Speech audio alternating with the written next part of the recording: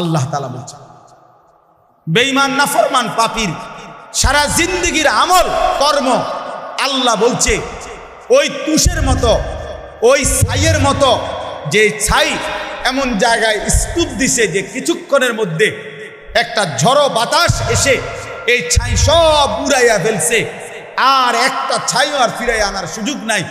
খোদার কসম আল্লাহ বলেন নাফরমান পাপীর আল্লাহকে বাদ দিয়ে যা করছে এই আমল, এই মেহনত, এই কর্মকাণ্ড এরকম ছাই যেটা বাতাসে ঝড়ে উড়িয়ে নেয় ওরকম। আমালুহুম কারামাদিন ইশতাদ্দাত বিহির রিহু ফি ইয়াউমিন আসিফ। আরেকটা আয়াত কি? আরেকটা হলো কাসারাবিন বিকিআতিন ইয়াহসাবুহু যামআনু মাআন হাত্তা ইযা জাআহু লাম ইয়াজিদহু শাইআ।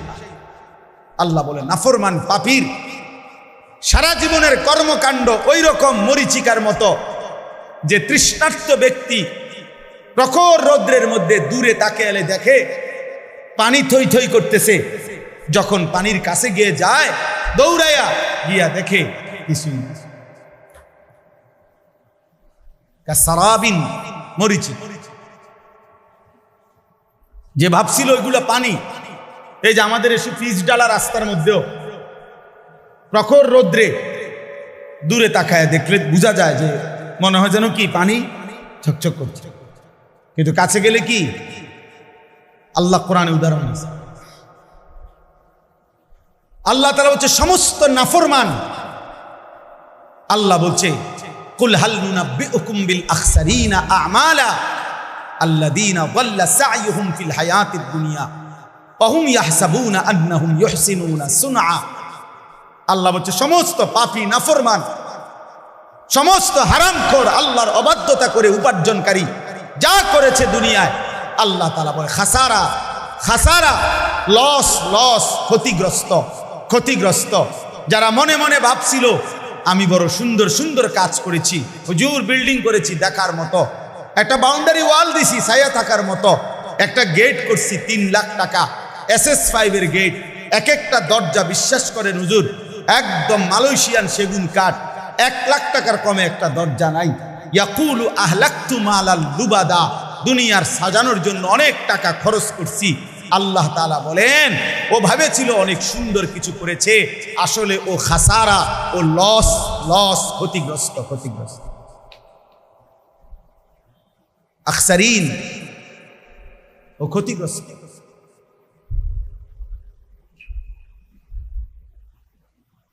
ইয়াকুলু আহলাকতু মালাল লুবাদা আয়াহসাবু আল্লাম ইয়ারাহু আহাদ। আল্লাহ বলে নাফরমান বলে আমি অনেক টাকা খরচ করেছি দুনিয়ার জন্য। রব্বুল আলামিন বলে সে কি জানে না? তাকে জিজ্ঞেস করে দেখো, তাকে কি কেউ দেখে না? আল্লাহ কি মিথ্যাগুলো দেখে নাই? আল্লাহ বুঝি সুদের টাকা দেখে নাই? আল্লাহ বুঝি ঘুষের টাকা দেখে নাই? আল্লাহ বুঝি কিস্তির টাকাগুলো দেখে নাই? আল্লাহ বুঝি উজু দেখে নাই? আল্লাহ বুঝি হারাম কথাগুলো দেখে নাই? আল্লাহ বুঝি কাস্টমারের সাথে মিথ্যা যে বলেছ আল্লাহ বুঝি দেখে নাই? দেখে নাই? হ্যাঁ, দেখে নাই? আয়াহসাবু আল্লাম ইয়ারাহু আহাদ। আল্লাহ বলে সে কি ভেবেছে তাকে কেউ দেখে নাই? আয়াহসাবু আল্লান ইয়াকদির আলাইহি আহাদ। আল্লাহ বলে সে কি ভেবেছে তার উপরে কারো কোনো ক্ষমতা নাই? নাই। কথা বলেন না? ওমা তাকুনু ফি শা'নিন ওমা তাতলু মিনহু মিন কুরআনিন ওয়ালা তা'মালুনা মিন আমালিন ইল্লা কুন্না আলাইকুম শুহুদান ইদ তুফিদুনা ফীহি। আল্লাহ বলে যখন তোমরা যেখানেই থাকো না কেন, আমার কোরআন থেকে যেটুকুই পড়ো না কেন, যখন যেই আমল করো না কেন, যখনই আমল করতে থাকো আমি আল্লাহ তোমাদের সামনেই উপস্থিত থাকি। আমার শায়েখের বড় পছন্দের আয়াত আল্লামা মুফতি মুশতাকুন নবী তা হুজুর এটা বেশি পড়ে আয়াত না, সূরা ইউনূসে ওমা ইয়াযুবু আর রাব্বিকা মিন মিসকালি যাররাতিন ফিল আরদি ওয়ালা ফিস সামা। আল্লাহ বলে বান্দা শোনো রে বান্দা, তোমার রবের দৃষ্টি থেকে 7 আসমান 7 জমিনের এক জাররাও তোমার রবের চোখ থেকে আড়াল হবে না। ওমা ইয়াযুবু, তোমার রবের দৃষ্টি থেকে আড়াল হবে না এক জাররা জমিনেরও না আসমানেরও না। ওয়ালা আসগারা মিন যালিকা ওয়ালা আকবারা, এক জাররার চাইতেও কম সেটাও আল্লাহর আড়াল নয়, এক জাররার চাইতে বেশি সেটাও আল্লাহর আড়াল নয়। ইল্লা ফি কিতাবিন মুবিন, আল্লাহ বলে বান্দা শুধু আমার চোখের আড়াল নয়, বরং আমি আল্লাহ 24 ঘন্টা আমার ফেরেশতা দিয়ে সুস্পষ্ট আমলনামার কিতাবের মধ্যে লিখাচ্ছি। হাসিটারও হিসাব পাইবা, কাশিটারও হিসাব পাইবা, চোখের পলকের হিসাব মিলবে, কানের শোনার সব হিসাব মিলবে, প্রতিটা বিন্দু জাররা জাররা নিঃশ্বাসের হিসাব মিলবে। ফেরেশতা শোনাবে, বন্ধু দুনিয়ার জমিনে তুমি এতটা নিঃশ্বাস নিয়েছ, এতটা নিঃশ্বাস আল্লাহর হুকুমে ছিল, এতটা নিঃশ্বাস আল্লাহর নাফরমানিতে ছিল। মা মিন ইমরিইন নাফাসা ইল্লা কুতিবা, আল্লাহর নবী বলে বান্দা যখনই নিঃশ্বাস ফেলে ফেরেশতা তখনই লেখে, প্রত্যেক নিঃশ্বাস ফেরেশতা লেখে। নিঃশ্বাস নিঃশ্বাস ইম্মা ফি তাআতিন ওয়া ইম্মা মাসিয়াতিন, কোন নিঃশ্বাস নেকি হিসাবে লেখে, কোন নিঃশ্বাস গুনাহ হিসাবে লেখে। তাহলে হিসাব বাহির করবেন কেমনে, আল্লাহর আড়ালে যাবেন কেমনে? আল্লাহ আমাদেরকে বুঝ দান করেন। অতএব আমার বাপ, আমার বন্ধু, আমার ভাই, আমি আমাকেও বলি, আমাদের সকলকেই বলি, আল্লাহর আড়াল থেকে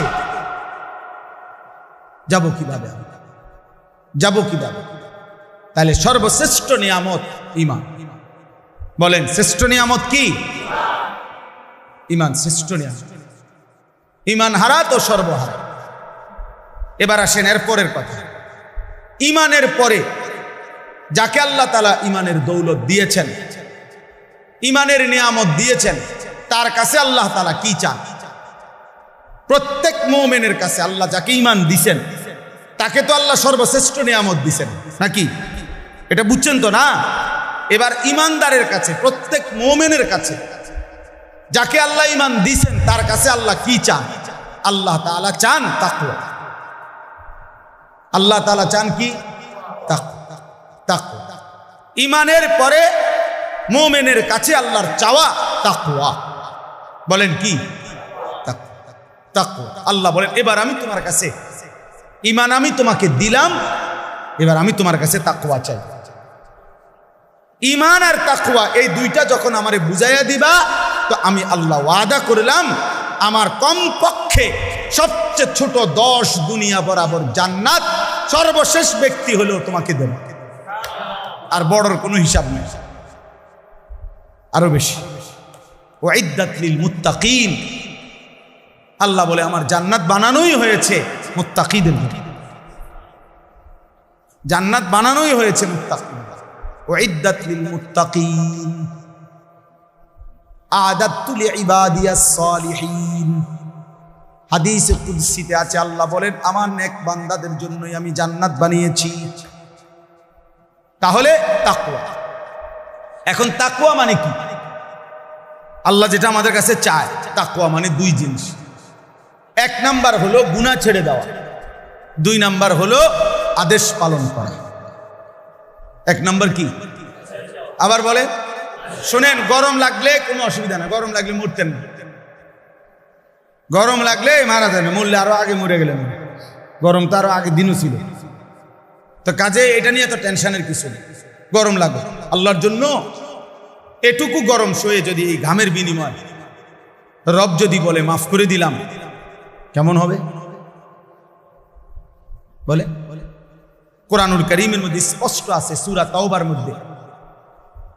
মদিনায় নবীজি যখন সাল্লাল্লাহু আলাইহি সাল্লাম, প্রচন্ড গরম, তখন মদিনায় খেজুর পাকার মৌসুম, তীব্র গরম পড়ছিল।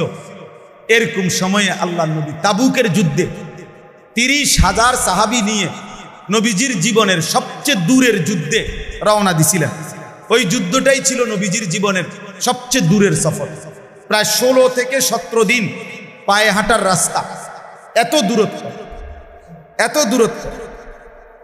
তো এই দূরত্বের আপনার তাবুক, এখনো এই এলাকা আছে তাবুক নামেই।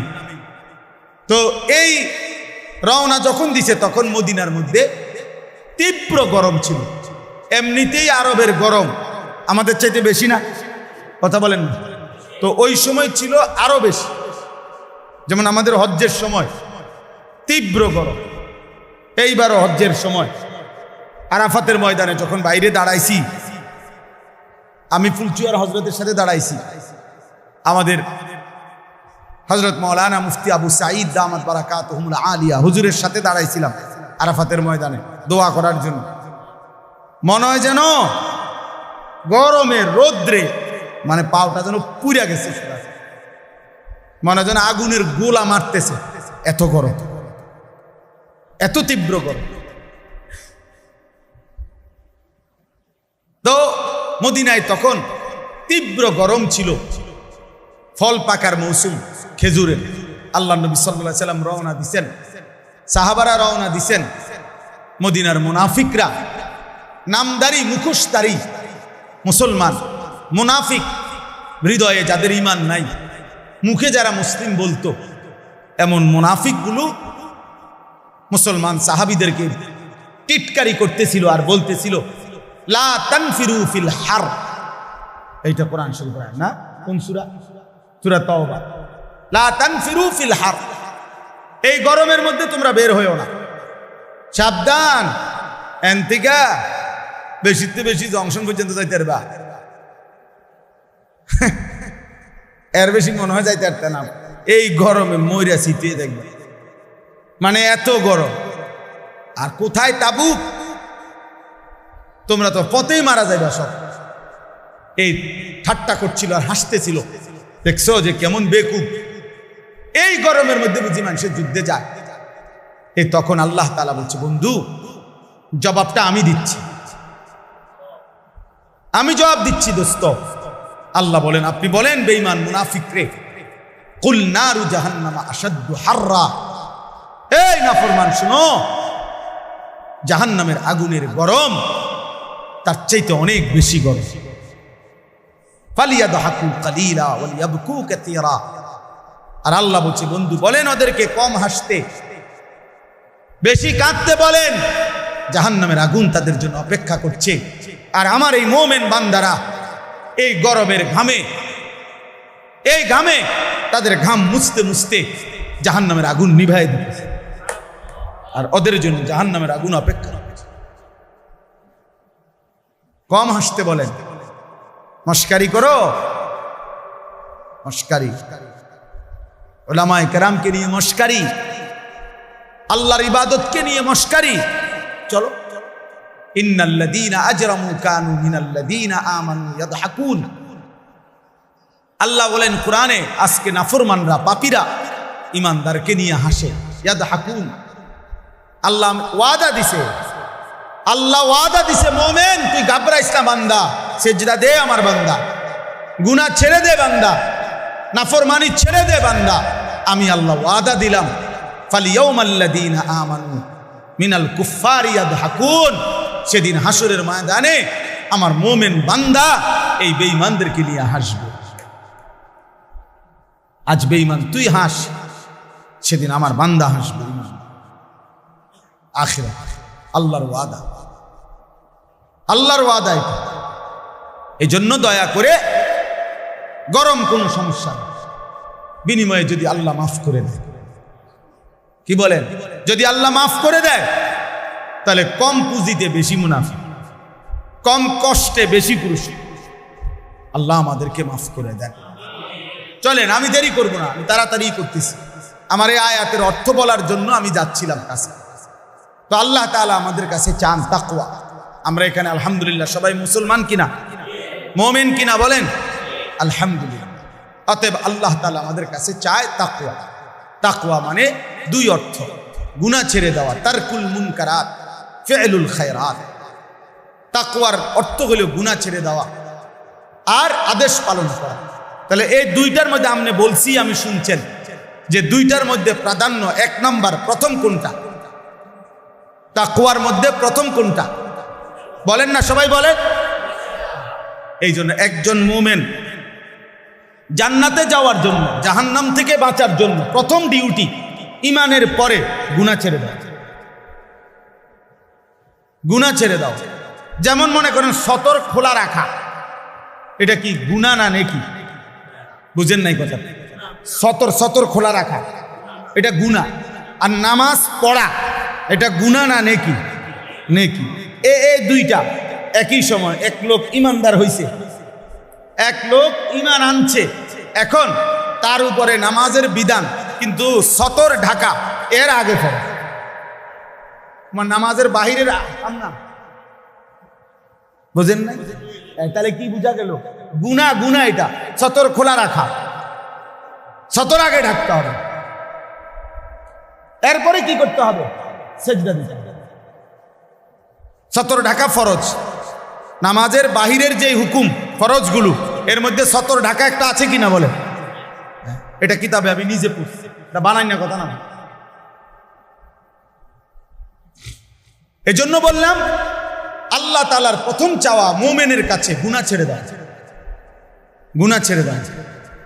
আচ্ছা, এবার আপনি কোন এই যে গ্রিল, এটা এই মনে করেন এই যে জানালার এই গ্রিল, এইটার মধ্যে ঝংকার হয়েছে, এটাতে নতুন করে রং দিতে হবে। এখন কি সিস্টেম কি? আগে রং দেওয়া, এরপরে সিরিজ কাগজ দিয়ে ডলা। সহজ হিসাব কিনা বলে? আগে কি সরানো, এরপরে কি দেওয়া?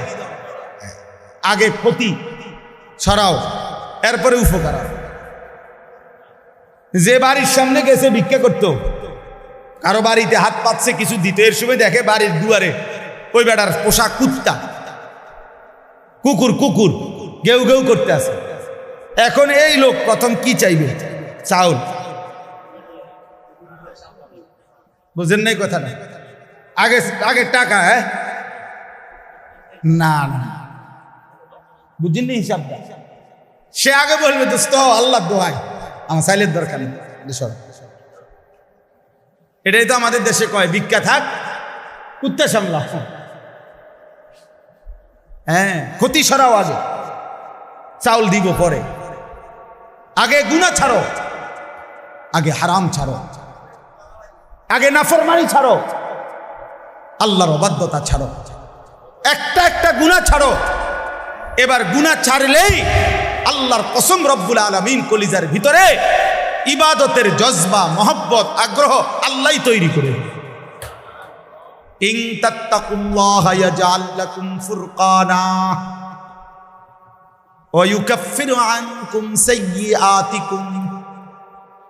আল্লাহ বলে যদি তাকওয়া অবলম্বন করো, গুনাহ ছেড়ে দাও, আমি রব্বুল আলামিন ওয়াদা দিলাম অন্তরের মধ্যে, দিলের মধ্যে সত্য মিথ্যার পার্থক্যকারী একটা শক্তিওয়ালা, একটা শক্তি যেটার নাম ফুরকান, এমন একটা থার্মোমিটার আমি আল্লাহ তোমার দিলের মধ্যে দিয়ে দেব।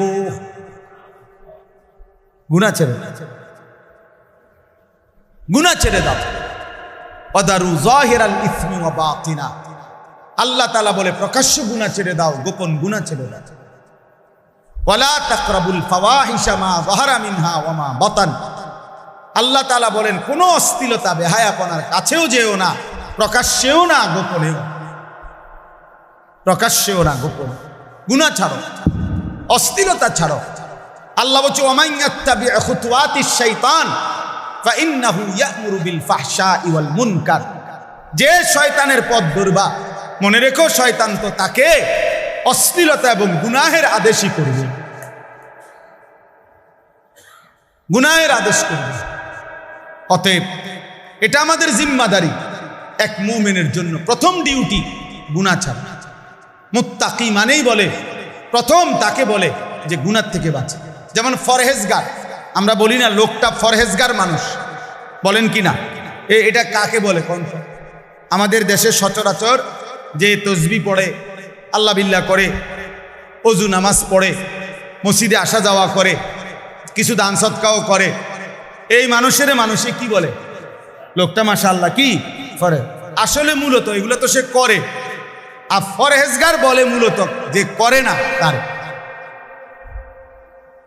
যার মধ্যে দৈন্তান নয় কান্না, তাকে বলে ফরহেজগার। ফরহেজগার শব্দের অর্থ হলো বিরত থাকে, যে ফরহেজ অর্থ বিরত থাকে। তাইলে আপনি আমি ফরহেজগার বলেন যে তসবিহ পড়ে, নামাজ পড়ে, আল্লাহ বিল্লাহ করে, তারে মূলত ফরহেজগার বলে যে করে না তাকে। তো মানে কি বুঝেন নাই? মানে কি? তাহলে ফরহেজগার মানে কি? যে বিরত থাকে, করে না, যে করে না। কি করে না বলেন না, কি করে না?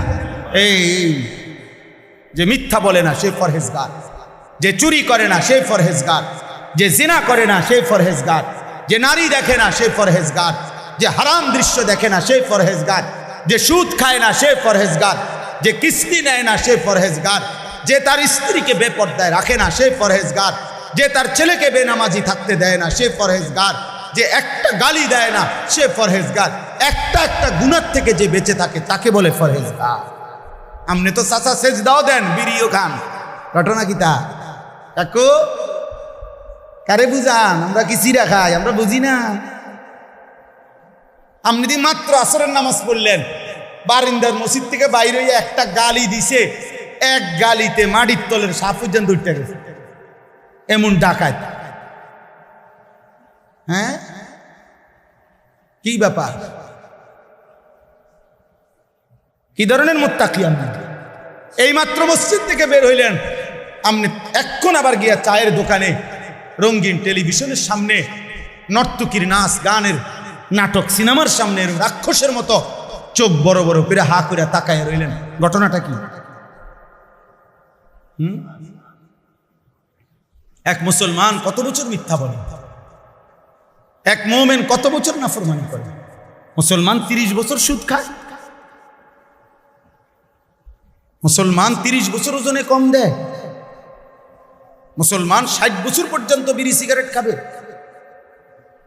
মুসলমান 60 বছর বয়সেও গালিগালাজ করবে, মুসলমান 60 বছর পর্যন্ত কিস্তি নেবে। হায় হায় হায় হায়, এই কেমন মুত্তাকি বলেন না বাপ? আজকে 30 বছর ধরে যার ঘরে প্রত্যেক দিন নাচ গান টেলিভিশন নাটক সিনেমা চলতেছে, প্রতিদিন আপনার বিবি বাচ্চা দেখে, আপনি কি একদিনও ভাবলেন না এটা গুনাহ? আপনার কি কোনোদিনও মনে পড়ে না এটা যে হারাম? এটা ছাড়তেন নাম নেই, তা আপনি বেহেশতে যাবেন কেমনে? আপনি সুপারিশ পাবেন কেমনে? আপনি হাউজে কাউসারের পানি নিবেন কিভাবে? এই বাপ বলেন না, আমারে বলেন, আমি আমারও বলি, আপনারও বলি, কেমনে যাবেন বলেন না বাপ? সুপারিশ মানে কি? নবী সাল্লাল্লাহু আলাইহি সাল্লাম সুপারিশ করবেন, এ কথা তো 100 সত্য, কিন্তু সুপারিশ মানে কি? উম্মত, নবীর এ কথার অর্থ তো এই যে নবী বলেছে, উম্মত তুমি বিড়ি খাইতে খাইতে কবরে আসবা, আমি সুপারিশ করে জান্নাত দেব, এই তো না? তুমি গালি দিতে দিতে কবরে আসবা, আমি সুপারিশ করে জান্নাত দেব। তুমি কিস্তি রাইখা কবরে আসবা, আমি সুপারিশ করে জান্নাত দেব। তুমি তোমার ঘরে রঙিন টেলিভিশন রাইখা মৃত্যু পর্যন্ত তোমার টাকা দিয়া বিল দিছ, তোমার টাকা দিয়া ডিশের বিল দিছ, এরপরে কবরে আসবা, আমি নবী তোমারে সুপারিশ করে জান্নাত দেব, হাউজে কাউসারের পানি পান করাই দেব। এরই তো নাম সুপারিশ। হাসরের মাঠ ফুটবল খেলার মাঠ নাকি? হাসরের মাঠ মস্কারি। হ্যাঁ, সুপারিশের কোনো নিয়ম কানুন নাই, কথা বলেন না কেন? হাউজে কাউসারের পানির কোনো নিয়ম কানুন নাই, এটা 15 টাকার বোতল, এটা মাম পানির বোতল মনে করছে কি ও বাপ? হ্যাঁ, এত সহজ হয়ে গেল আখেরাত। 30,000 টাকা মসজিদে দিছেন, বেহেশত। 4টা ফ্যান দিছেন মসজিদে, বেহেশত। এই আখেরাতের মূল্য 4টা ফ্যান 12,000, 3-4 12,000 টাকা। আখেরাতে তো মামুলি। 1 কোটি টাকাও যদি দান করে থাকেন তো এটা তো একটা আমল, কথা বুঝেন নাই? 100 কোটি টাকাও যদি দিয়ে থাকেন তো এটা তো একটি নেক আমল। দান সাদাকা এটা পুরা ইসলাম নাকি একটি নেক আমল? তো বাকিগুলো বলেন না ইমরান ভাই, বাকিগুলো নামাজ, হজ, যাকাত, হালাল হারাম, পাক নাফাক, স্ত্রীর পর্দা, ছেলের বউয়ের পর্দা, ছেলে মেয়ের নামাজ, এগুলো আল্লাহর হুকুম না? বলেন না? চুরি, ডাকাতি, জিনা, ব্যভিচার, সুদ, ঘুষ, কিস্তি, মদ, জুয়া ছেড়ে দেওয়া, এগুলো আল্লাহর হুকুম না? তো সেগুলো কে করবে? আমাদের ছেলেরা, আমাদের এই যুবক ভাই, তোমরা যে কয়জন আছো দোস্ত, তোমাকে বলি রে বাপ, এমন সুন্দর জীবন শেষ করে দিও না, এমন সুন্দর জীবন শেষ করে দিও। আমার যদি সুযোগ থাকতো, সামর্থ্য থাকতো, আমি দিল খুলে দেখাইতাম এমন সুন্দর হায়াত আমাদের সন্তানরা নষ্ট করে দিতেছে। সারা রাত, সারা দিন, সারা রাত মোবাইলে উলঙ্গ ছবি দেখে, নাচ গান, জিনা ব্যভিচারের দৃশ্য দেখে, লক্ষ লক্ষ। মৌলানা সাহেব মোহতামিম এক মাদ্রাসার গত 4-5 দিন আগে বলছে, কাইদা দিছে এক হুজুর আমার সাথে, হুজুর 7 বছরের বাচ্চারে নিয়া তার বাবা 1 সপ্তাহ ছুটি কাটাইয়া মাদ্রাসায় আসছে, বাচ্চাটার হাতে বড় মোবাইল, তার বাপের মোবাইলটা, বাপে টাকা পয়সা জমা দেওয়ার জন্য অফিসে, মাদ্রাসার দফতরে, আর এই বাচ্চাটার হাতে তখনও মোবাইলটা তারা বাবার। কসম খোদার, এই মসজিদে বসে বলতেছি, 7 বছরের বাচ্চা। ওই হুজুর বলতেছে ও তার রুমে গিয়া মাদ্রাসায় বাড়ির থেকে মাত্র আসছে, তার বাবার মোবাইলটা নিয়ে হাতে, আরেকটা ছেলেকে মোবাইল দিয়া দেখাইতেছে। আল্লাহর কসম মসজিদে বলতেছি, ওই হুজুর আমার চোখের পানি ফেলছে। হুজুর, এই বাচ্চা ওই বাচ্চারে দেখাইতেছে উলঙ্গ নেকের ছবি, একেবারে সরাসরি উলঙ্গ ছবি কিভাবে দেখে, কোনখান দিয়া, কোন প্রোগ্রামে, মোবাইলে, ও এটা ওই ছেলেরে দেখাইতেছে। যে জাতির 7 বছরের সন্তানের এই হালাত, ওই জাতির অধপতন আর কতদিন? হ্যাঁ, ওই জাতি আর টিকবে কতদিন? বলেন না আব্বা?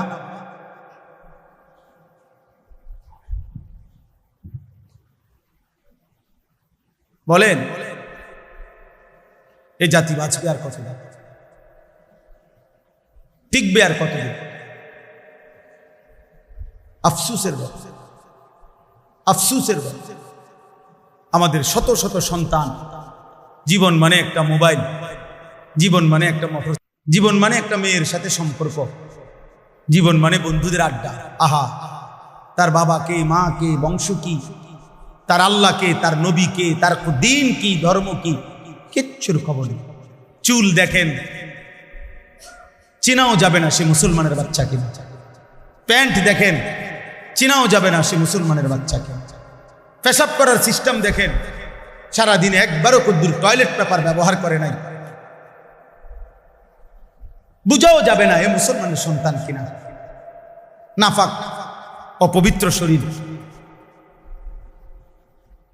অপবিত্র শরীর। রাস্তার পাশে পেশাব করতেছে, এখান দিয়া গাড়ি ঘোড়া চলতেছে, তার মানুষ চাইতেছে, কোনো পাত্তাও নাই, পাত্তাও নাই। কারণ তার হিসাব হইল, আমার লগে তো মানুষের লগে হিসাব না, আমার লগে হইলো রাস্তার কুত্তার লগে হিসাব। ওই কুকুরও কোনোদিন কোনোবার পেশাব করে ঢিলা কুলুপ টয়লেট পেপার পানি ব্যবহার করে না। আমিও মানুষ রূপী এই জানোয়ার, আমিও পেশাব করে পানি নেই। আমার মিল তো হলো ওই জানোয়ারের সাথে।